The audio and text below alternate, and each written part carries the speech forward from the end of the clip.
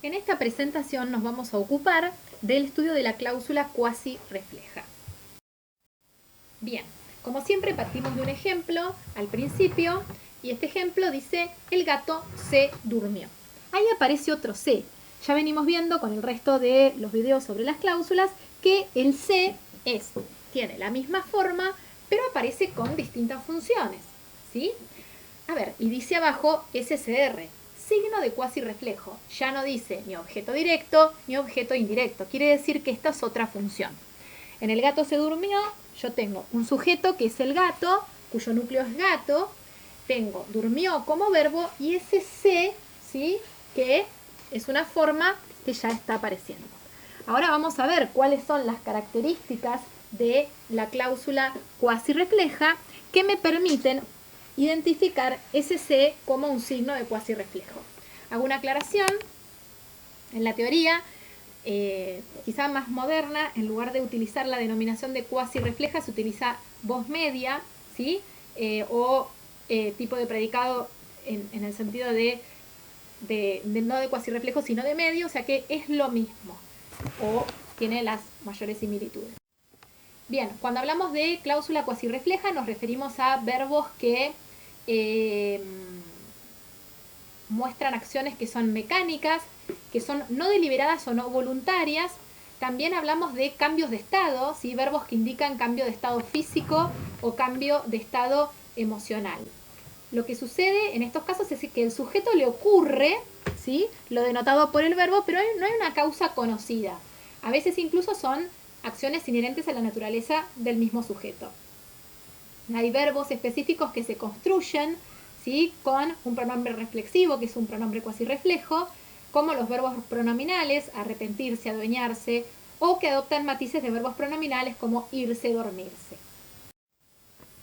En este caso tenemos el gato se durmió. Es una cláusula cuasi refleja, ¿sí?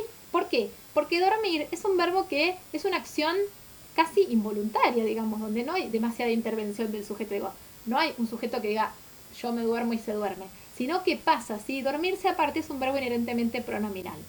Lo mismo pasa con el gato se fue.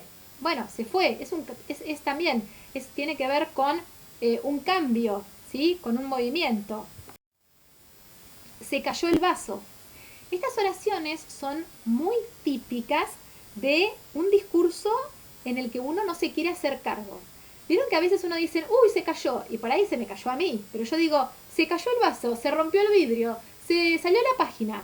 Muchas veces las utilizan estas expresiones los niños porque no quieren decir que rompieron o que hicieron algo. En este caso, si yo digo se cayó el vaso es el sujeto, cayó es el verbo, el núcleo del verbo es cayó, obviamente, del predicado, y tengo ese se que lo que me da idea es de que algo sucedió sin intervención. Y ese se es signo de cuasi reflejo. Por lo tanto, la cláusula se denomina como cláusula cuasi refleja. ¿Sí? Después vemos otro ejemplo más. Por ejemplo, la casa se llenó de pelos. En este caso tengo un sujeto que es la casa y tengo llenó, que es el núcleo verbal. Y en este caso yo me pregunto, bueno, pero ¿alguien llenó la casa de pelos? O sea, ¿cómo se llenó la casa de pelos? Y bueno, la casa se llenó de pelos. En un momento la casa empezó a estar llena de pelos. ¿Sí? No hay una intervención, es algo que sucede. ¿Sí? Eso es prototípico del signo de cuasi reflejo. Bien. Después hay otras construcciones cuasi reflejas con verbos que semánticamente expresan, como veamos algunos anteriores, movimiento o cambio de posición, cambio de estado, cambio psicológico o procesos mentales. ¿Sí? El cambio de estado como resultado son construcciones que no admiten refuerzo y son paradigmáticas. Yo puedo decir, lo puedo usar con me, con te, con se o con nos, ¿sí? Al igual que vimos que era el recíproco y al igual que vimos que era el reflexivo. Y la función no desempeña una función sintáctica del modo del objeto directo, sino que se indica como signo de cuasi reflejo. Entonces, yo digo, el gato se alegró, ¿sí? Es algo que sucede solo, ¿sí? Entonces, ese se es signo de cuasi reflejo. Yo puedo decir el gato se levantó, es un cambio de estado, el gato se asustó, ¿sí? O el gato se confundió, que son ejemplos de los verbos que vimos anteriormente. El cambio de estado, como resultado, se utilizan verbos llamados semicopulativos o pseudocopulativos. Y acá hay que prestar atención. ¿Por qué? Porque yo voy a tener un verbo pseudocopulativo y por lo tanto voy a pensar, bueno, si tengo un verbo pseudocopulativo, esa cláusula va a ser copulativa. Pero va a aparecer un C y ese C va a ser cuasirreflejo. Entonces, lo que yo voy a tener es una subclasificación de cláusula que es una cláusula copulativa cuasirrefleja. ¿Sí? ¿Por qué? Porque el verbo núcleo del predicado es un verbo pseudocopulativo. Entonces ahí se produce una combinación. Por eso hay que prestar atención en este tipo de cláusulas. No admiten refuerzo.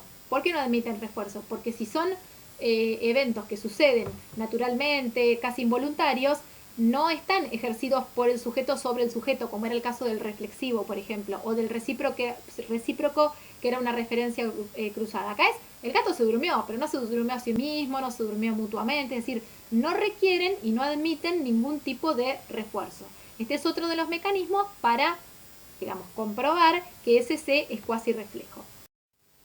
Y es paradigmático, ¿sí? ¿Qué quiere decir? Que pasa por todas las personas del paradigma. Yo puedo decir, yo me duermo, ese me es cuasirreflejo, vos te dormiste, ese te es cuasirreflejo, él se duerme, ese se es cuasirreflejo, nosotros nos dormimos, ese nos es cuasirreflejo, ustedes se duermen, es cuasirreflejo y ellos se duermen también es cuasirreflejo. Función no desempeña función sintáctica del mismo modo que un objeto directo, un objeto indirecto, un predicativo. Simplemente yo le tengo que poner que es cuasirreflejo, es decir, signo de cuasirreflejo. Esa es la función que cumple en la cláusula. Bien, espero que les haya quedado claro esta función de la cláusula cuasirrefleja, esta clasificación, perdón, y ahora van a seguir con la aventura gramatical. Pueden continuar con otra de las cláusulas, una cláusula preciosa que es la cláusula impersonal, que es el video 53.